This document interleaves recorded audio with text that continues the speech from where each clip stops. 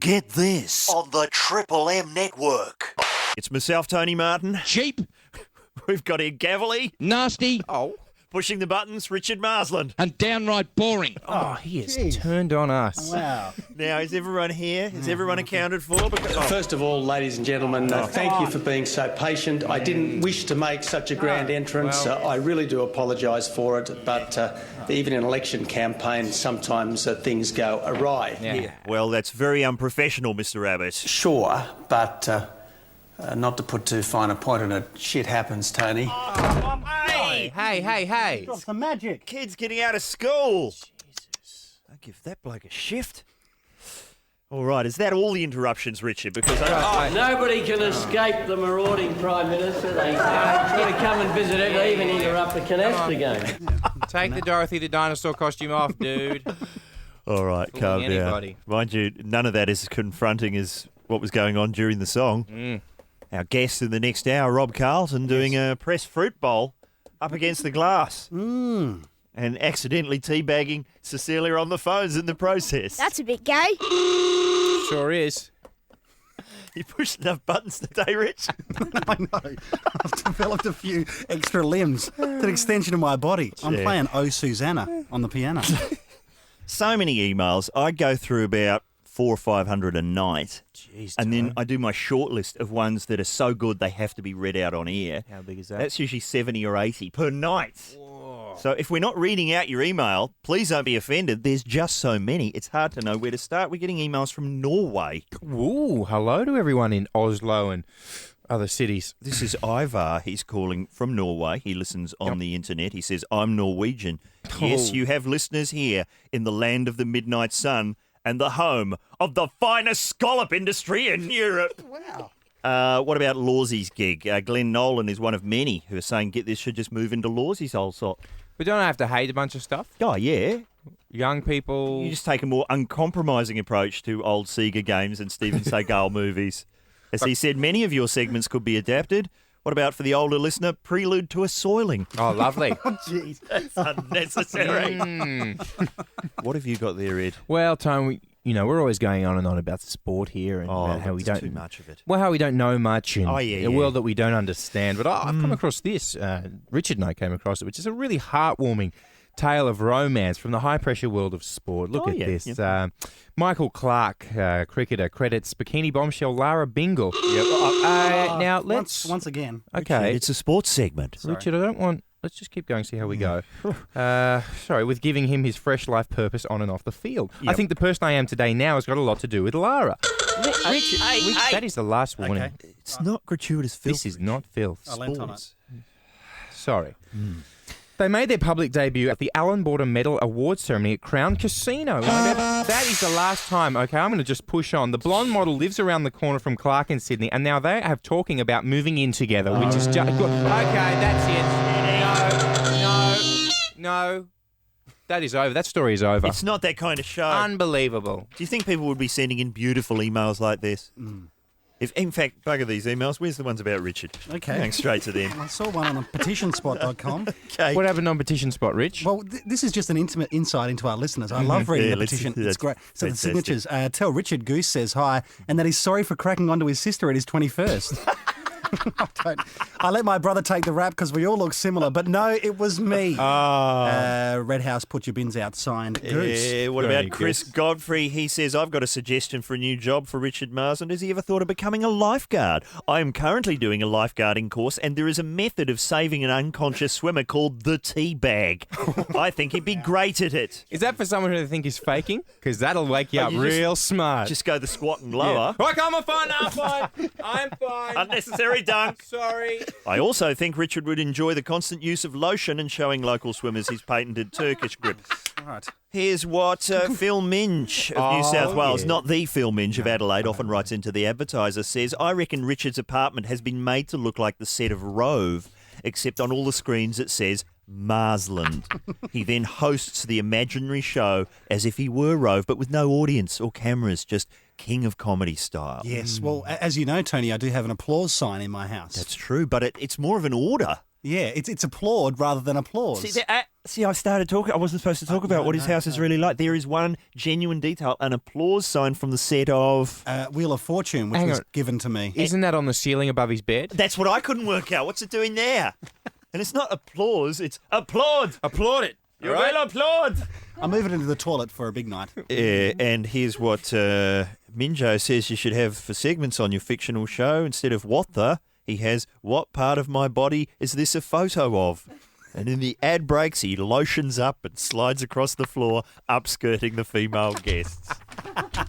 That wasn't what I was going to talk about at all here. Oh, I'm glad you did, though. Ed, what was your premise for the segment again? So scary I shat my pants. Oh, hang on a second. Are the kids out of school yet? No. No. All right, do we have a sound effect for that?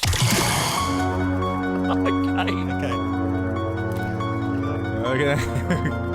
You're going to be hearing that a lot, listeners. I'm afraid so. So examples of that. Well, yeah, when I was in high school, it used to rain sometimes. Oh, yeah. Amazing days. Yeah, anyway, so you'd have to go inside to watch a video. Now, as I've said before, sometimes we have to watch Less Than Zero when we're in year 8, which is a real fruit fest. Robert Downey Jr., absolutely on the juice, right? But anyway, one day we wandered in and the PE teacher was standing there and he's like, all right, everyone go and sit down. We're like, yep, Less Than Zero, sir? No, we're not watching that nonsense. About time you kids watch something real. All right, hit it. Lights went off. And then I could hear like, and I was like, oh, they sound like they're struggling. And we had to watch a tape of a woman giving birth. Don't worry, Nikki, that's not what it sounds like. And I don't know if you've seen a child's head slowly sort of back and forth as he insisted on showing. What were you using the remote? No, let's see that again. He was. Look at that. This is the bit you want to see. The kid's face looks like rubber. Rubber-faced kids, eh? Rubber-faced kids. Sure. Hey, hang on, kids. There's a piece of placenta. There's a placenta. You can eat that. You could eat that. Should serve them in the canteen. Well, okay, we didn't have that guy at our school. Something that used to frighten me, and also one of our listeners, where is he? Oh, this bloke, Steve Crawford, he writes for a very fine Region 4 DVD site, Michael DVD on the internet. He's reminding me of the show The Evil Touch, which I think we talked about last year on the show. It was an old sort of anthology horror show, more sort of Tales of the Unexpected, hosted by Anthony Quayle. Okay. And he was standing in a room full of smoke going, there's a touch of evil in all of us. And then sort of wandering out through the smoke, presumably trying to find his way to the exit. But they had plot lines, and the one I always remembered, and Steve here has mentioned it as well, you mentioned the episode when Jack Thompson and his girlfriend get bricked up in a small room. I was fairly young when I saw that episode and have had nightmares about that scene for years. There it is. Thinking back on it now, it's quite funny. A couple of decent kicks would have toppled that brick wall over in an instant and Jack would have been safe. I remember thinking that when I was a kid. Like someone's there with like wet cement and just troweling the bricks on, and Jack Thompson's looking through the last remaining crack going, I'm stuck in here. You can just push it. It'll just fall over. It's a single wall of bricks. Still terrifying though. Absolutely. Shocking. What's making you pack your strides, Richard Marsland? A few months after my nana passed away, who was a big fan of bananas. Okay. A banana in the kitchen moved of its own free will. What, to Brisbane? Or did it just fall off the table? It was bizarre because we were just sitting there eating dinner and then we heard this clunking sound of the pantry closing and we went into the room and the banana had clearly bounced off the pantry. How did that happen? I swear, you can talk to my mum about it when she comes in next to co-host the show. So how far had the banana travelled? It was a good metre or 2 metres. Just fell off his shelf and rolled along the floor. But how do bananas fall? They don't have any movement. There's nothing there. But they're weighted, Rich. If the top of a banana and the bottom, if it gets over its little axis, it'll roll. Yeah. No, because, okay, you've been to a shop, a fruit and veg shop. I've been to many fruit and veg shops. There's heaps of bananas there. I've never seen them fly They're across constantly the room. falling, Rich. Okay, now, so the premise is that she's got, powers that she can exercise from beyond the grave. Infinite powers. Why wouldn't she just write a note? I'm still here, look. Love you, Gran. Why is she pushing a banana off in another room? Maybe she felt like a banana from the other side. Yeah. They're pretty Moorish. They don't have them. Surely ghosts can still write. They can move a pen. It's me, I'm a ghost. I know this is a bit creepy. You've probably going to be freaked out. Have a banana. Yes, on me. But You look cold. You've seen Ghost where Patrick Swayze tries to kick that can Yeah. and he just can't do it. Yeah. Maybe it was her, first attempt at moving something. Yeah. Maybe there's other things happening. That was a documentary. We'll get to it later. We've got so many great callers on the line. Who's going first? Hi, Anna. How are you? Hi, I'm okay, but I think I got it wrong. I just didn't realise it was Halloween. No, Anna. Yeah, I'm happy to hear your story, no matter what it is. What have you got? This, we'll accept anything. The thing that creeps me out the most is the skin on milk when you heat it up too much. Good on you, Anna. Isn't that disgusting? Yeah. Do you ever eat it, Anna? No. Don't Really? even go there. You never just scoop it out with your fingers and just, No, devour it? no, it's disgusting. I can't even talk about it. I shouldn't never have called. And the other thing that creeps me out, Yeah. I probably shouldn't say this, but the fact that you got axed and not the No, twat. yeah. Come on, Anna. Yeah. Amo. No, we're all friends here. You're crazy on milk skin, Anna. You're loopy on the milk skin. We've got to be careful, Anna. We still want to stay on. I probably ruined any chance you had. You have, and that's very kind of you. Well, Richard's grandma will be round to throw a banana at you any minute now. We're trying to be polite so they don't rip us off here now. Thank you all. Nice to talk to you, Anna. Yeah, I know that skin business. That is very... Oh, it's very, It's very creepy. It's like the in a movie when they have quicksand. Oh, yeah. And it's clearly just water with some breadcrumbs on the surface. Oh, these breadcrumbs are pulling me down into the water. Yeah, it's harder to look like you're actually getting dragged down than to try and drag yourself out. Very poor. These croutons have got me right where they want me. Assault! Assault! You touched me, officer. Sorry. Now, on the Police 10-7 that went out on Fox 8 on the weekend, they had a sort of poor man's version of that because people love to do Wow, that. poor man's of that. When you get arrested, as soon as you get touched by someone, it's a physical assault. Assault! I think we've got an example. Hit that button, Rich. While police are cleaning up the scene, a call comes in from Constable Kylie Crowley. She's been trying to deal with a drunk who's been causing trouble, and one of his friends, Peter, has tried to intervene. You're under arrest. I would like to say anything, and anything you do say to me to get him moved. Don't start fighting, pal. Don't start fighting. She's hurting me. Come with me. She's hurting me. Come with me. Hey, I'm on TV. Yeah! That's a guy just driving past, recognising the Police 10-7 cameras and recognising the familiar police brutality stick. Now, everyone wants to get onto They that. couldn't be less brutal. That's right. Were they baking him a cake at that point? Probably. Tucking him in? Topping up his superannuation. They're very polite. Both the cops and the criminals. Because even he didn't sound convinced. No. Police brutality, I reckon. I reckon that might be police brutality. Oh, it hurts. What do you reckon, officer? Oh, stop it. But this bloke here, here's a bloke being pulled over on the side of the road. He hasn't got his seatbelt on. No. G'day, mate. What's this? Just a stop, mate. You didn't have your seatbelt on. You got your licence on you, buddy? No, I haven't. You haven't? Bloody left it at work, actually. To make matters worse, a quick check of the car reveals a balding tyre. Oh, come on, G. Come on. What's this stop? You get 14 days to get your tyre sorted out, but we have to give you a ticket for your seatbelt, okay, mate? You got to try a seatbelt on, eh? We're pretty hot on that. Fair enough. Rules are rules, eh, mate? Stan, the driver, appears to be taking it all pretty well until he discovers the size of the fine. You don't have to pay that one, but you got to take the ticket in. Hey, 150 for no belt. Yeah, true. Oh, man. Get your tyre sorted out, take the ticket in the car. I'll go and talk to the lady, see if she's got $150 to pay for my camera fee, eh? Parents' money, you reckon? Yeah. Oh, wow, they're getting along like a house on fire. That's right. They're getting together for a movie after the arrest. Is that Rush Hour New Zealand style? But see, that's it. I'm on TV, so they're starting to work out how the show operates. yeah, okay, Maybe okay, there's okay. an appearance fee. Anyway, that bloke, he's, been given the fine. Yep. He's gone back to his car, and then more trouble has arisen. But just as Glenn and Aaron are leaving, Stan decides to do a burn-up on the state highway. And he's off.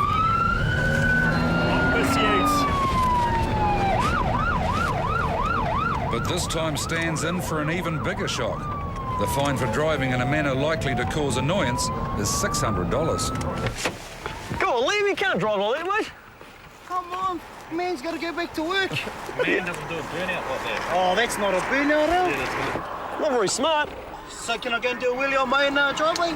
If you do it, I'll go and show you what a burnout looks like, eh? Come back with me. this one's probably a little bit more expensive than your last one. Come on now. Oh, just not clever, eh? Doing it right in front of us. You know you fellas should be on catching real crooks, man. What do you reckon? Well, I reckon if you hadn't been so stupid and done it right in front of us, you would have been sweet. You would have been copping another ticket. What did I do?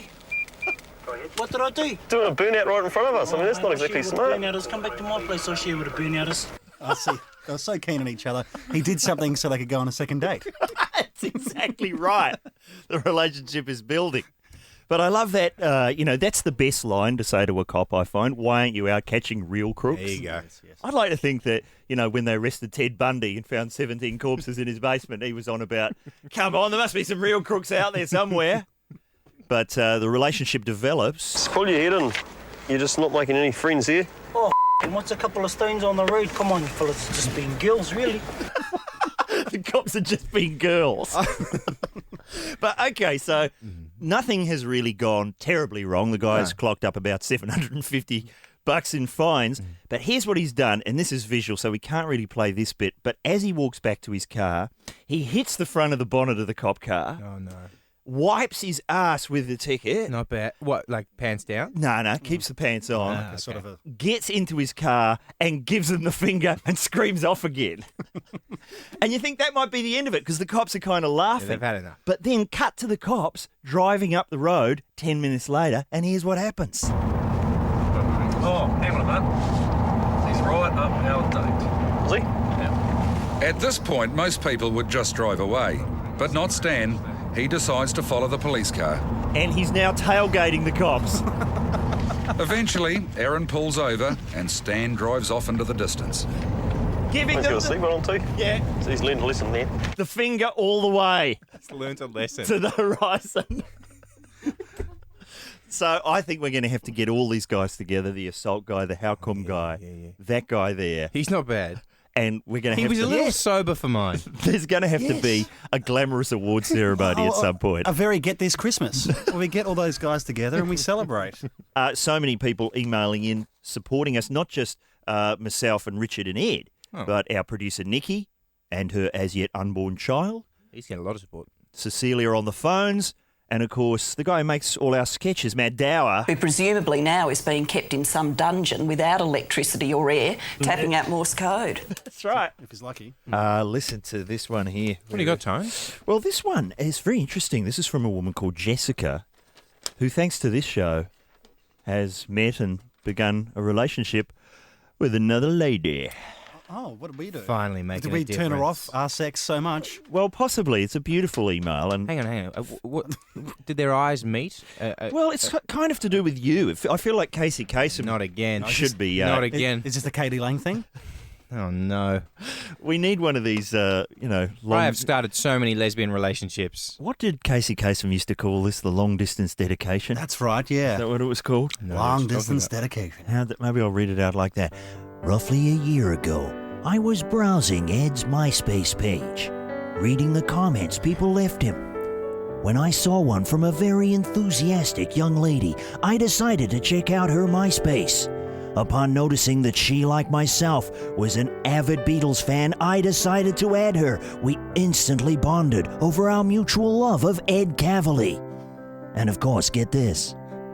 Now, we're the best of friends, and I'm planning on moving in with her sometime soon. She's the best girl, and I have nobody to thank but you, Ed Cavalier. I'll miss you, and Angus Sampson's sexy, sexy voice. Nice crackle. There you go. Oh, that is delightful. You don't know how to feel about that because you're looking at me like, that's great, but there's no cut of action in there for me. What does this guy get?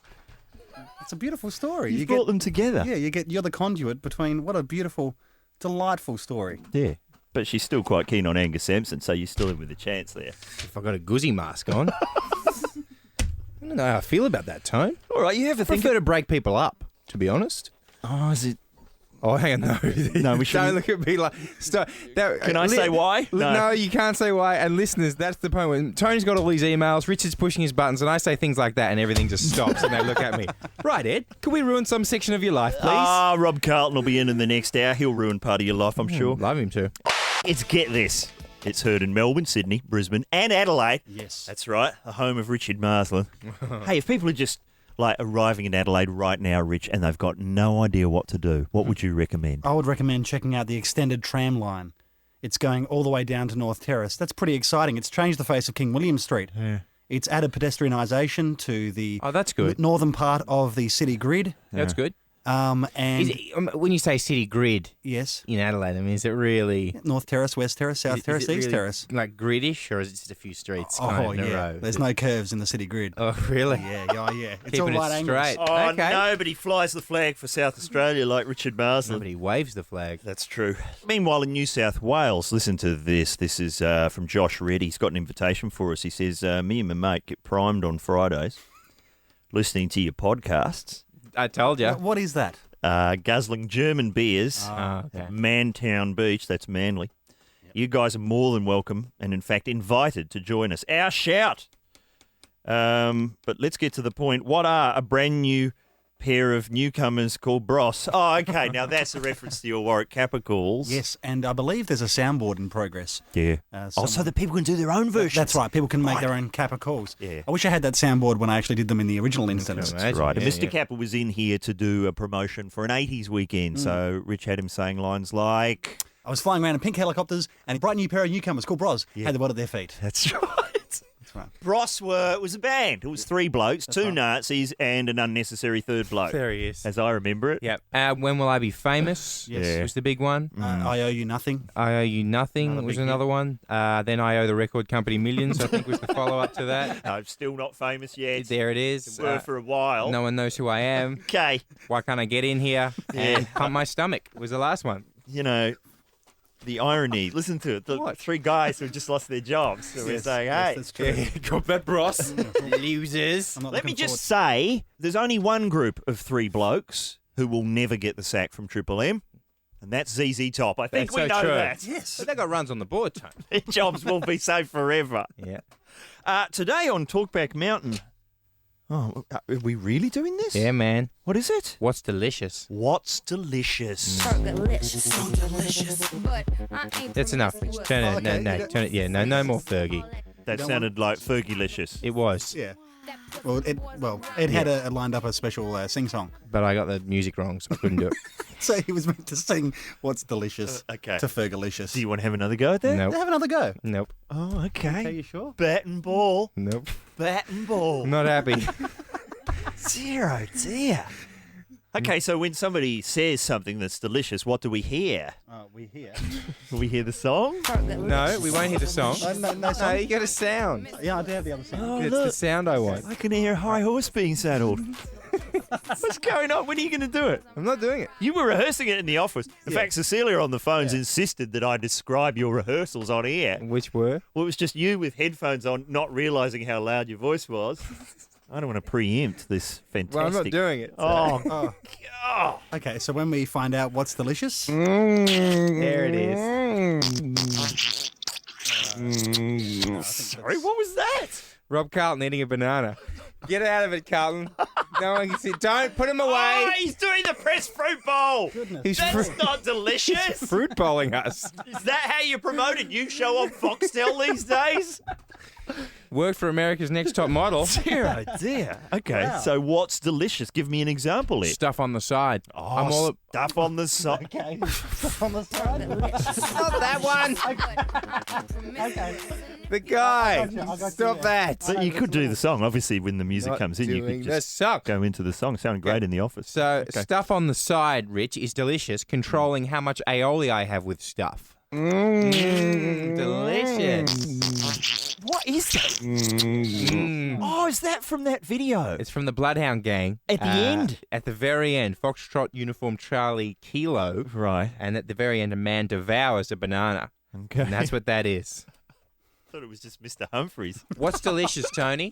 What's delicious? Irony is delicious. I won't get us into trouble, but thank you very much to everyone round the network who has been faxing me the company's mission statement with the many ironies underlined. I don't need to say any more. You know who you are. Beautiful work. Very funny. I want a copy of this framed at my house. Fantastic. Okay, so it should really just be food, though, shouldn't it? Let's stay with food. Let's stay with food. Let's stay out of trouble, Mr. Marsland. I was trying to convince some kids who came around to my house last night trick-or-treating that fruit and pistachio nuts were in fact delicious. That is awful. Fruit's a good thing to give. What? The I kids... can't do too much more of that.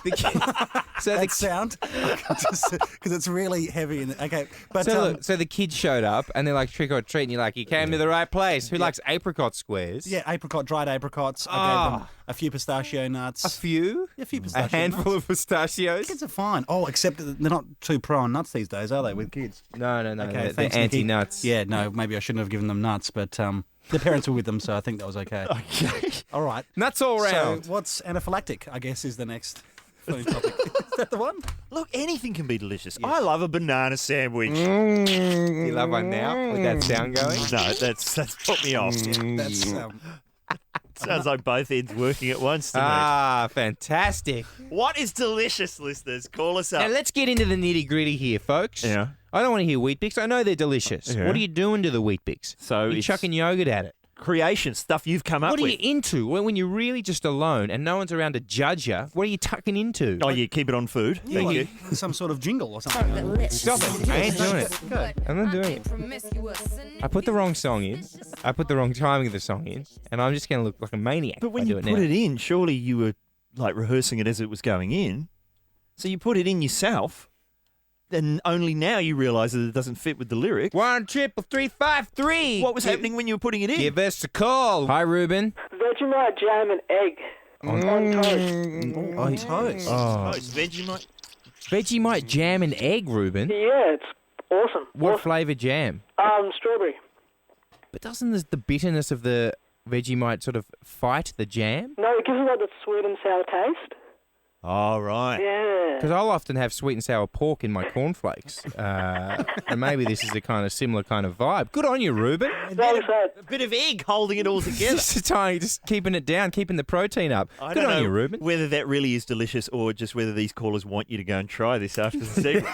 That's what they're probably up to. Hi, Chris. It's not me, but a mate of mine. So his missus doesn't touch his ice cream. He puts chili flakes in it. Wonderful idea, Chris, because I used to... just let the sound play. So confronting. There it is. Hey, Chris, because, I used to love a Maxi Bon in me youth. And I was going out with a girl that refused to buy an ice cream but would insist on 3 or 4 bites of my Maxi Bon. Yeah, right. I should have done this or arsenic would have worked as well, but I should have done this very trick. But what's that? So what kind of flavour do you get out of that? Oh, I have no idea. I don't want to try it, mate. Oh, okay. No, it wouldn't be a real good one, I bet. Thanks, Chris. Well, cheers, boys. Nice talking to you. I don't know whether it's really delicious, but there's obviously a security issue there. Absolutely right. Hi, Chris. How are you? Soft serve ice cream with deep fried chips and using the chips as the spoon. I hear that. It's one of the fast food companies. They're the best one. I think I know the one you mean. And do you go so far as to get a sundae so that you get kind of caramel-flavoured chips as well? Yes, I do, but only the strawberry, though. The strawberry's the one for me. Yeah, because you're a man of taste and poise. That's right. That's right. So instead of a flake bar in the sundae, hot chip. Hot chips. It's got to be the hot chips. The flakes just ruins the taste. I'll often have a soft serve and then just use a rack of lamb as a spoon, which is some real... Okay, I won't go that far. Yes, it's a turducken every day for Ed Cavalier. Thank you, Chris. I'm enjoying this phone topic, by the way. You're drooling. Hello, Greg. How are you?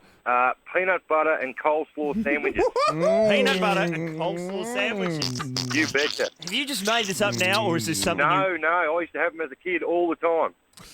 Did you have a All choice? my mates used to reckon I was absolutely nuts. How does it go down, Greg? Because the mayonnaise would be quite tangy and then there's cabbage in there. How does the peanut butter fit into this?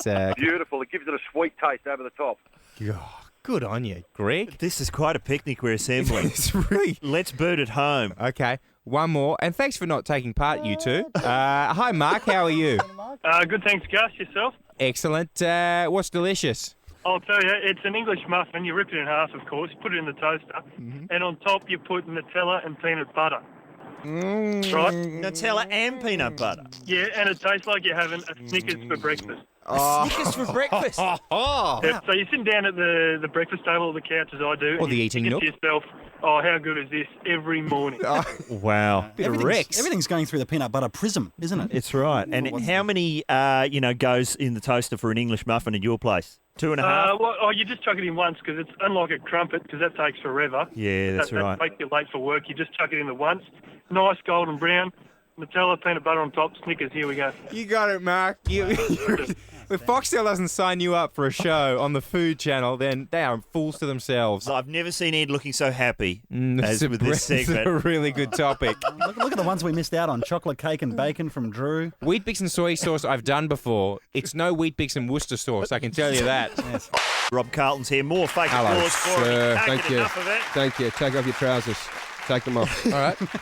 Rob, for Now people what? who know the voice, maybe don't know your face, what's that ad that you're in all the time with you and Tyrrell Mora sitting in a there's a restaurant? Qantas ad at the moment. Oh, yeah, I'm beetling about, mate. I got one of those heads. Okay, Yeah. look. Okay, now, Richard obviously doesn't think it's attractive, and whatever, man. Yeah. You know, opinions.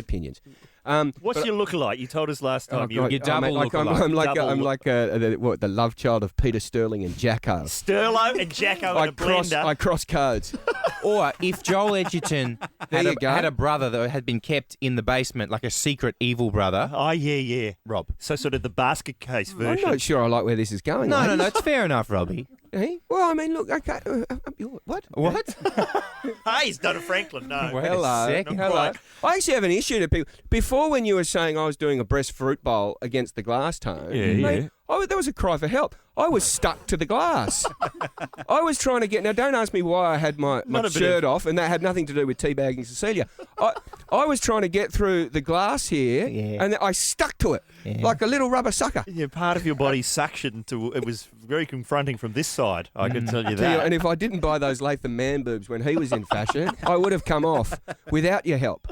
Let's get to Chandon Sorry, Pictures. my show. Now, this is a great new series. It's wonderful. I've seen the first 2 eps. Yes. Ed Cavalier's in the first one. Ed Cavalier is playing the loneliest cousin in the world. Episode 1 is about a couple. So Tom Chandon's this guy that he's a documenteur and he wants to shoot the truth. That's right. But his clients are cheap and he tends to shoot weddings and parties and dog lovers. First episode is a wedding video, but the couple getting married are first cousins. Yeah. That's So I right. scoured the earth looking for an appropriate cousin marrier, and of course, had to look no further than my dear friend Ed Cavalier. Thank you very much. And I tell you what, and up close, and I've never looked at him that closely, Tone. No. But with the wisdom of cameras, we got a few close-ups, and he's got a whoopee eye. I do. Yeah, in a close-up situation, there isn't anybody that fits the bill of cousin lover. Closer than Ed Cavalier. Yeah, it's a very So true. sort of wistful performance that you've extracted from him, I have to say. You've seen, can I say, like, jokes aside, whoopee eye, ignored. It's getting more whoopee as I get older. I didn't want to say. I didn't want to say, but for a moment I thought I'd bring you a mirror so that we could slot it next to your eye so that you could see straight. But that, again, that's just... that's witch doctory at best, and let's not do that. It is a beautiful performance from Ed. And let me say to those people out there that have touched a cousin... I'm not judging them. No. Right? This is a celebration of that sort of love. These people have been forced into the cupboard and the closet and the basement too long. Too long. They've been down there. Yeah. And if we can take one example of greatness from the royal families of England and Yes. and France, it's cousin love. Okay. And that, what? Well, it's true, and let's be honest. If we haven't done it, we've thought about it. Again, over to you, Ed. Go on. But hang on. No, let's explore that. No, I think that everyone's been in the situation at an extended family gathering. Okay, where you're scouring. Just water it down. Hang on. Ameliorate the dirty truth of your cousin love. But you wouldn't know in Ed's family because the family tree is so This is what I'm saying. It's a family bramble. convoluted. That's why I've got to. It's a mulberry bush. I've got to have the genealogy of everyone laid out in front of me before we hook up, because it could well be one of me relatives. That's right. Without a shadow of a doubt. Could be anyone out there. How you going, you say? And they all look a bit like you, don't they, Ed? Well, some of the Chinese ones don't, but that's another story. Now, where can people see Chandon Pictures? Okay, so Chandon Pictures is on Movie Extra. So Okay. it premieres on Foxtel Saturday the 10th. Right, so you've got to have Foxtel, and then got to have what I don't have, which is the movie extra package as well. Yes, my friend. But now, see, Tone, look, you're a lovely bloke. Sit close and we'll figure this one out together. Really? Yeah. Well, I lied about the lovely stuff. Oh, man. Okay. So, no, the thing about the guys over at Movie Extra is they're pretty kind of new age, funky guys. So in terms of being able to download the show, find the show, this is the key. We're moving into this great new technology. So if you go to their website, how about you just Google Chandon Pictures and save you some time. There you go. You can download these things and you can find the show. But it is on Foxtel. Get amongst it. There's a lot of cousin love, but that's just first episode. This is the first episode. No, but can I say that it's tasteful cousin love, and there's a little. I think everyone will see a little bit of themselves in this cousin action. Yeah. All right, there's a carrot to dangle. Beautiful. And what date? When does this start? Saturday, 10th of November, 6:30 is the thing, and then they do repeat it on the Thursday up against Funniest Home Videos. And we were aware of that clash and what a popular and great show that is. So we've also programmed it at 10 o'clock on the following Thursday, 10 p.m. Ed, and I know you'll be asleep, but IQ, link it. Do what you've got to do. All right, that's sorted. That's the business out of the way. Rob, did you discover young Ed Cavalier here? Is that fair to say? You're kind of a mentor figure to him, or? I would say so. The first time, Rob gave me my first job hosting theatre sports at the University of Sydney, an institution that's been going for 18 years. That's a lie. I didn't give him his first job. I told him how to assume the mantle of the job. He came to me as a lovely kid, wide-eyed and really, bung-eyed. Call it what you will. Bung-eyed and bushy-tailed.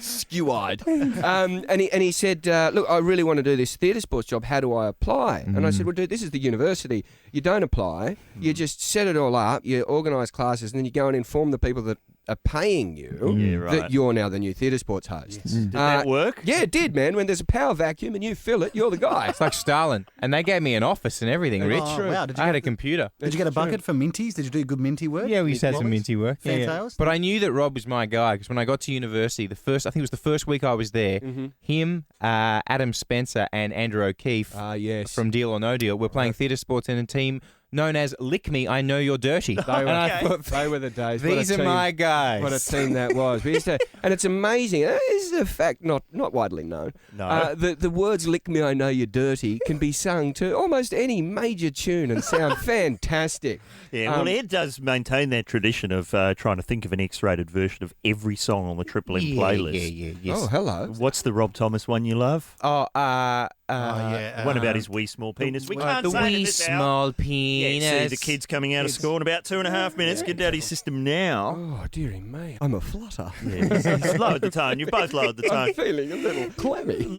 Is it there yet, Rich? I'm not sure. I can't. Not sure. He's been sizzling it up all night.